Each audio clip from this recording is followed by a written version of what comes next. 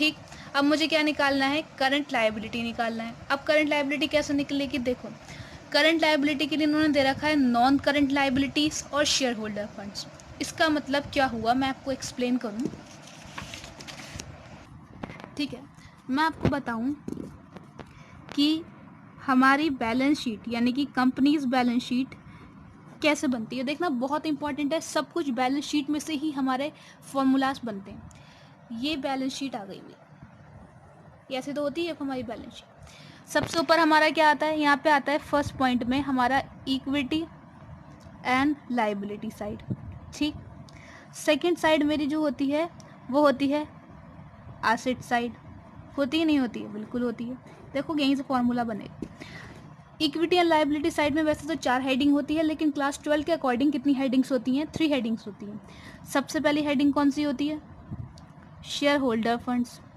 होती ही नहीं होती है, बहुत इंपॉर्टेंट चीज़ है ये, ठीक। उसके भी कुछ बच्चे होते हैं। उसके बाद होती है सेकंड हमारी होती है नॉन करेंट लायबिलिटीज़ होती है, हाँ जी, उसके बच्चे होते हैं 4। फिर तीसरी होती है करेंट लायबिलिटीज़, फिर उसके कुछ बच्चे होते हैं। और फिर अगेन हमारे यहाँ पे क्या आ जाता है, टोटल आ जाता है। टोटल कैसा आता है, ये होता है total of equity and liability. कैसा आता है टोटल, जब हम इन सब को ऐड कर लें, ठीक है, जब भी तो टोटल निकल के आता है। फिर आती है हमारी एसेट साइड।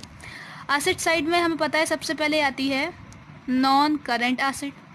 दूसरी साइड कौन सी आती है, करंट एसेट्स। होती ही नहीं होती है।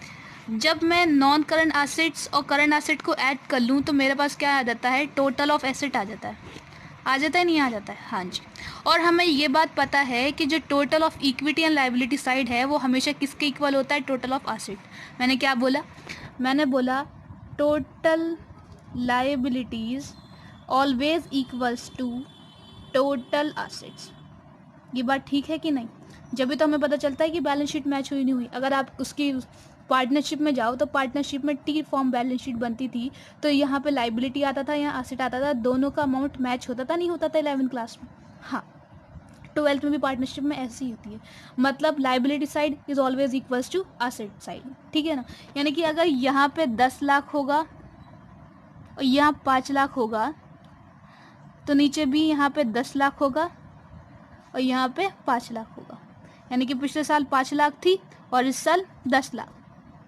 बात हुई ना क्लियर।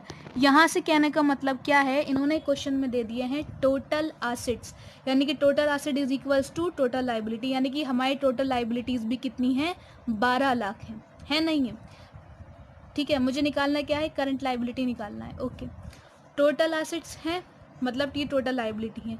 अगर मेरे पास जब टोटल लाइबिलिटीज़ आ गई, ठीक है, और मेरे पास शेयर होल्डर फंड भी क्वेश्चन में दे रखा है, नॉन करंट लाइबिलिटी भी दे रखी है, तो जब 3 चीज़ें आ गई तो मैं करंट लाइबिलिटी निकाल सकती हूँ, नहीं निकाल सकती हूँ, बिल्कुल निकाल सकती हूँ। कैसे, टोटल लाइबिलिटीज़ में से, या फिर मैं अगर यहाँ पर टोटल एसेट भी लिख दूँ तो चलेगा, नहीं चलेगा, बात तो समझा दी ना मैंने, हाँ जी। उसमें से लेस क्या करूँ, शेयर होल्डर फंड्स, ठीक, और क्या लेस करूँ, नॉन करंट लाइबिलिटीज़, तो मेरे पास क्या बचता है, करंट लाइबिलिटीज़। यही फॉर्मूला बनेगा यहाँ पे, ठीक है। तो हमारा फॉर्मूला क्या बना करंट लाइबिलिटी का, भाई टोटल एसेट्स में से जब मैं शेयर होल्डर फंड्स और क्या माइनस कर दूंगी, नॉन करंट लाइबिलिटीज़ माइनस कर दूंगी, तो मेरे पास करंट लाइबिलिटी आ जाएगा। और हमें पता है यहाँ पे मैं लिख दूँ total asset is equals to total liability, ठीक। आ जाओ जी। अब मुझे टोटल एसेट दे रखा है 12 लाख रुपए, माइनस शेयर होल्डर फंड्स, आप बुक में देखते रहना, 8,50,000 रुपये, ये देखो, ठीक है जी, okay. Minus non current liability 1,10,000 रुपये, ठीक है ना, ओके। 12 लाख ऐसा बैठा रहा, माइनस माइनस प्लस, बड़ा का साइन माइनस, ठीक है जी, कितना आ जाएगा, 60,000 रुपये, 9,60,000 रुपये, ओके। 40, 11 में से 9 जाएंगे तो कितने बचेंगे, 2,40,000।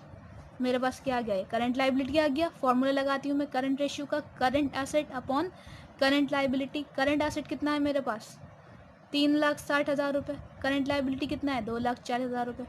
3 से 3 0 कैंसिल हो गए, ठीक। 2 1 2 2 8 16, 2 1 2 2 2 4, अच्छा जी, 4 3 12, एक सेकेंड, 3 4 12, 3 छक्के 18, ठीक। 4 और 6 बचा, 4 1 4 बचे 2, पॉइंट लगाए 0, 4 5 20, तो 1.5:1 आंसर आ गया मेरा। ठीक है ना, ठीक है ना, पॉइंट क्लियर हुआ है। अगर वीडियो अच्छा लगा हो तो प्लीज़ प्लीज़ इसको शेयर करना, और डाउट हो तो कुछ पूछना, ठीक है ना। और मेरी बैलेंस शीट बनवाने का वजह आपको सिर्फ ये थी कि आपको बता सकूं कि फॉर्मूलाज कैसे बनते हैं ना। शेयर करते रहो, लाइक करते रहो, सपोर्ट करते रहो, और हमारे वीडियो को पूरा देखते रहो। धन्यवाद।